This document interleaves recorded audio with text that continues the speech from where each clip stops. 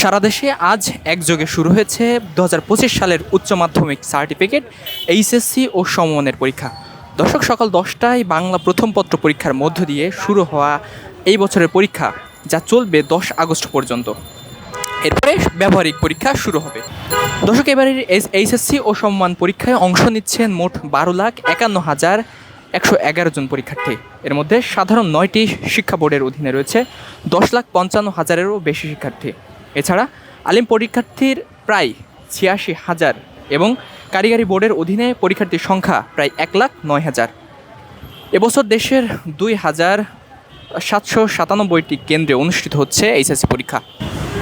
দর্শক, শিক্ষা বোর্ডের সূত্রে জানা গেছে, গত বছরের তুলনায় এবারের পরীক্ষার্থীর সংখ্যা বাড়ার পরিবর্তে কিন্তু কমেছে। 81,882 জন পরীক্ষার্থী কিন্তু এবার কমে গেছে। 2024 সালের পরীক্ষার্থী ছিল 13,32,993 জন। এবারের পরীক্ষার্থীর সংখ্যা 81,882 জন, অর্থাৎ গত বছরের তুলনায় এই বছর কিন্তু পরীক্ষার্থীর যে সংখ্যা, সেই সংখ্যাটা কিন্তু অনেক হারে কমে গেছে। শিক্ষা মন্ত্রণালয় জানিয়েছেন, পরীক্ষা সুষ্ঠু ও নকলমুক্ত রাখতে নেওয়া হয়েছে কঠোর ব্যবস্থা।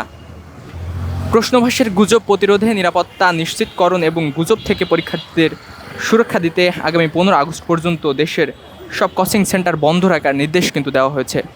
এ বিষয়ে মাধ্যমিক ও উচ্চ মাধ্যমিক বিভাগ থেকে গত 24 জুন নির্দেশনা জারি করা হয়েছে, যেখানে পরীক্ষার্থীদের জন্য কিছু গুরুত্বপূর্ণ নির্দেশনা কিন্তু দেওয়া হয়েছে।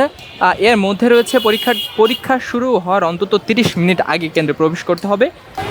ওএমআর শিটে সঠিকভাবে তথ্য লিখে ও বৃত্ত ভরাট করতে হবে। উত্তরপত্র ভাঁজ না করে শুধুমাত্র সাধারণ ক্যালকুলেটর ব্যবহার, এমসিকিউ ও সৃজনশীল পরীক্ষার মধ্যে কোনো বিরতি না থাকা এবং কেন্দ্রের ভেতরে কোনো মোবাইল ফোন সম্পূর্ণ নিষেধ।